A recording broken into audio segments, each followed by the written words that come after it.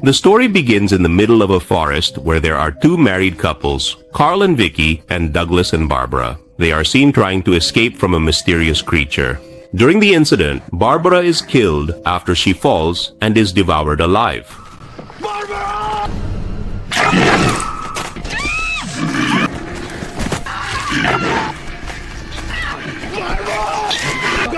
God, let me go!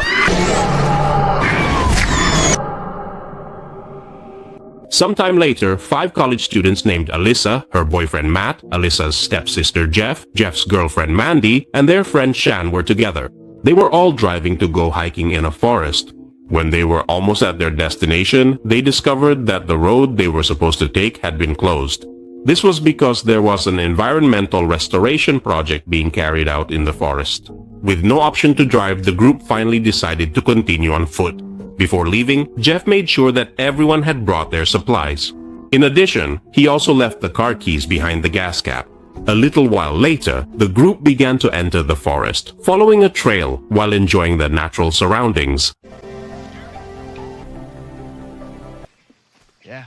Shit, huh? We keep walking. During the journey, Sean took the opportunity to ask about a spray that was among their equipment. Jeff explained that the spray was their weapon for protection against wild animal attacks.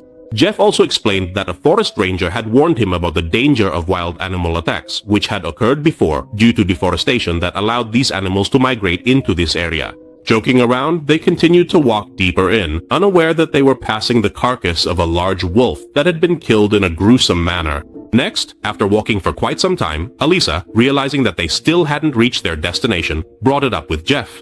Alyssa asked Jeff to reconsider going back home instead of continuing the journey. On top of that, it was starting to get dark. But Jeff didn't listen to Alyssa's complaints, which resulted in them now being off the hiking trail. While Jeff and Alyssa were discussing what they should do, Matt suddenly needed to pee. While he was peeing, Matt found a backpack lying on the ground.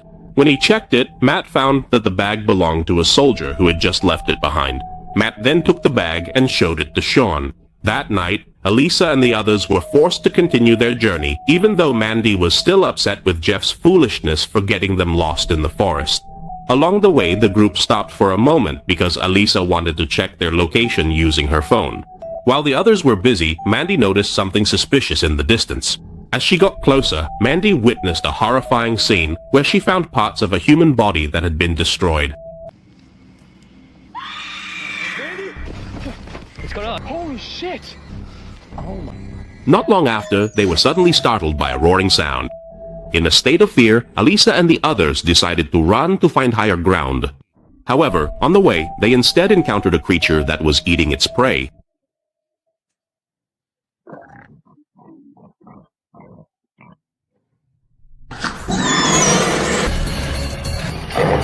The group then ran to escape from the creature they had never seen before. Sean stumbled and fell, which led him to decide to throw away his bag to help them move faster. Fortunately, the group managed to find a house not far from where they were hiding. Realizing this, Jeff then told the others to quickly go to the house. Meanwhile, he intended to distract the creature. But unfortunately, just as his friends had started running,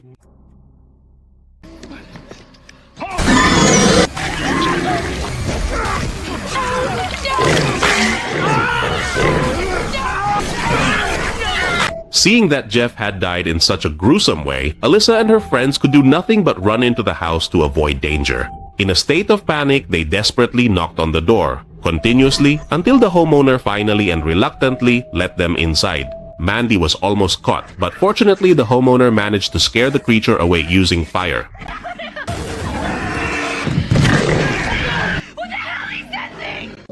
Then after things had calmed down, the owners of the house introduced themselves.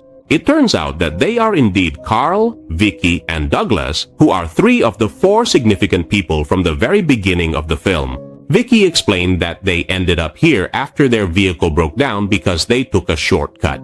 Meanwhile, Shan is now desperately trying to contact the local police authorities to earnestly ask for their immediate help. Even though Shan eventually managed to successfully do it, Douglas firmly thinks it absolutely won't be any use at all because he strongly believes that no one will genuinely come to their aid and provide assistance.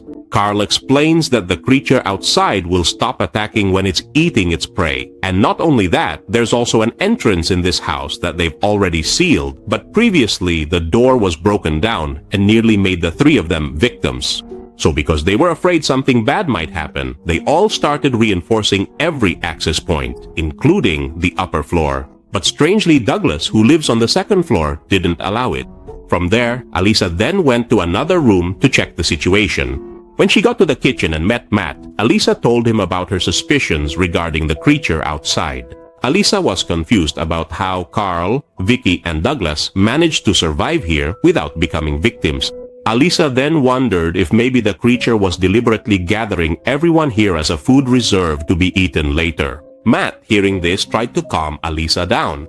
But in the middle of their conversation, they were suddenly startled by the monster trying to break in. Since it couldn't get in through the kitchen, the creature then started circling the house looking for an unguarded entry point. From there, they followed it after seeing the creature trying to climb up to the upper part of the house, which made Douglas, who was upstairs, decide to come down while showing a terrified expression. So after Douglas came down, Carl, along with Matt and Shan, went upstairs to check the rooms on the second floor. Unfortunately, when they checked one of the rooms, it turned out the creature was already inside.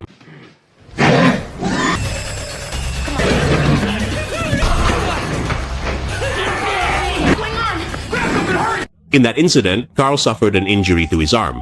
But fortunately, Sean managed to grab the animal repellent spray and use it, causing the creature to leave for a while. Once things had calmed down enough, everyone gathered to discuss what solution they would take. Alisa had the idea to have everyone stay in just one room because she thought that by being in a single room, they could focus on defending a smaller area without having to split up. Hearing this idea, everyone seemed to agree, especially since they were also waiting for help to arrive, as Sean had mentioned earlier. Unfortunately, Douglas disagreed because he felt that the idea wouldn't be useful, including the news about the help that was supposed to come. Douglas explained that before Alisa and her friends arrived at the house, the three of them had already tried that, and as a result, no one came to help them.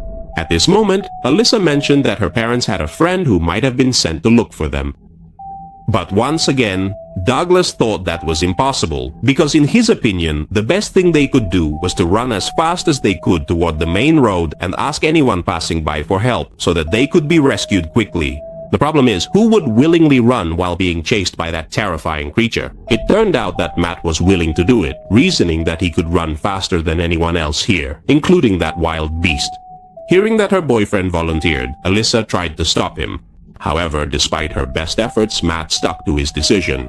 Now the only thing they needed before Matt could run was someone to distract the creature. At this point, Carl stepped up and volunteered to be the bait. Carl did this on purpose because he believed that everyone here deserved to live and return to their own homes. Next, a short while later, Carl and Sean began to put their plan into action. Carl, together with Sean, were the first to go out. Carl used a flare and a whistle to lure the creature.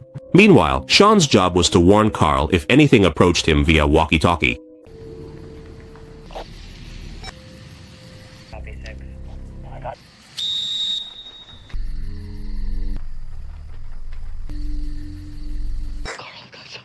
Sure, I don't see anything. 10 yards ahead of you. It ducked behind a bush, I think. Where? It's like right ahead of you. A few moments later, unexpectedly, Matt's scream was heard over the walkie-talkie. Realizing that something was wrong, Carl and Sean decided to go back into the house. Unfortunately, when they reached the entrance, the frightened Douglas ended up closing the door. In this tense situation, Carl and Shan managed to get inside after Alisa and Mandy told Carl to come in through the kitchen door. Once inside, an angry Carl quickly went to the front and confronted Douglas, immediately punching him and knocking him out. Next, a little while later, Douglas, who had previously been unconscious, woke up to find himself tied to the stair railing. Douglas said that he had closed the door on purpose to make sure he and the others stayed safe. However, despite that, Carl apparently no longer trusted anything Douglas said. Meanwhile, Alisa, who was still grieving, was now seen talking to Mandy, who said that she wouldn't run anymore. Alisa planned to stay and find a way to destroy the monster. Mandy quickly hugged her and tried to comfort Alisa, Here, Mandy then revealed that she was pregnant, but since Jeff was now dead, she didn't know what to do next. After they finished talking, the two of them went to the living room where they saw Shan, who was still terrified by everything that had happened. As Alyssa and Mandy tried to comfort him, Shan suddenly revealed a secret he had been hiding all this time, admitting that he was gay and had been having an affair with Jeff. Mandy, upon learning this disgusting secret, suddenly became angry because she couldn't understand how Shan could make such a confession after they had just mourned Jeff's death. In the middle of their argument, one of the walkie-talkies in the living room unexpectedly started sending out a distress signal, which turned out to be coming from Matt's walkie-talkie. Realizing that something was wrong, Carl, Alyssa, and Mandy began to check where the signal was coming from, and it turned out that the source was the basement. Armed with whatever objects they could find, the group went down to the basement, and once there, they found Matt's body, severely injured. But just as they were about to carry Matt's body, the creature suddenly appeared out of the darkness.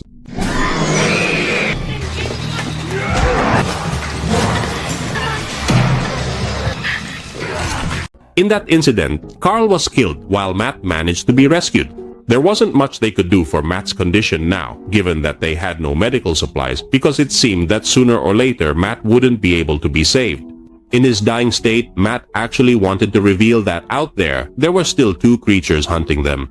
But because his condition was already critical, Alyssa and the others couldn't clearly hear what he was saying. Douglas, who realized that Matt was dying, then suggested using Matt as bait so that they could escape later. However, Alyssa rejected that idea, instead proposing that they trap the monster and burn it inside the house. It turned out Douglas agreed with the idea and intended to help them trap the monster. But when Sean untied him, Douglas instead grabbed a piece of wood and used it to kill Matt, saying that he had to do this to survive. From there, Douglas then dragged Matt's body outside to use as bait. But unfortunately, as soon as the barricade on the door was opened, Douglas got lost and fell into the pit forever.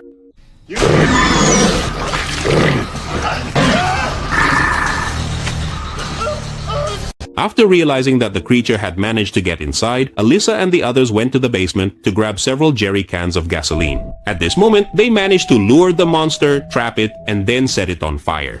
The intense scorching flames quickly and relentlessly reached the monstrous creature, causing it to emit a piercing scream of excruciating pain. The others, seizing this critical opportunity, then swiftly took their chance to make their escape through the dark, winding basement. However, Mandy abruptly stopped dead in her tracks when she tragically saw Vicky mourning inconsolably over the lifeless body of her beloved late husband. In the midst of this situation, Shan, who had been walking ahead, suddenly screamed. Panicked, Mandy then urged Vicky to get out of the house immediately. However, just as Mandy managed to escape, Vicky, who was right behind her, was unexpectedly killed by the second creature.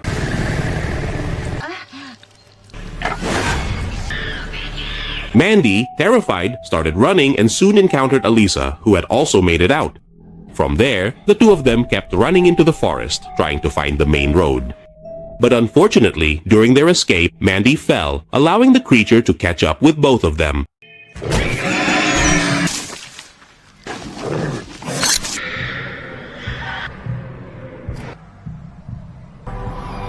As the only one still safe, Mandy used all her remaining strength to run through the forest. At this moment, Mandy came up with an idea to trick the monster. She took off her blood-soaked shirt and threw it away. After that, she smeared dirt on her wounded body, intending to mask the scent of blood coming from her injuries. This strategy turned out to be successful, allowing Mandy to avoid the monster and reach Jeff's parked vehicle. From there, Mandy quickly grabbed the key hidden on the gas tank and started the vehicle. But just as she was about to leave, suddenly the monster appeared again and tried to attack her.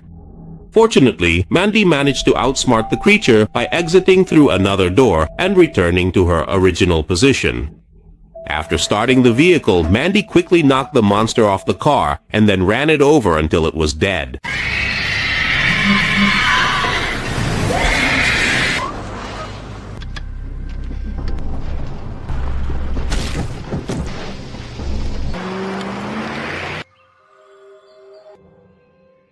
After Mandy managed to survive, the scene then returned to the location of the corpse of the monster that had just been killed. Here it was revealed that the terror at this location was not completely over because it turned out there was still one more monster that appeared at this place. That was the story of the film Animal, which was released in 2014, a movie about a group of friends terrorized by a bloodthirsty monster. Alright then, that's all for our story today. Thank you to everyone who has watched, and see you again next time.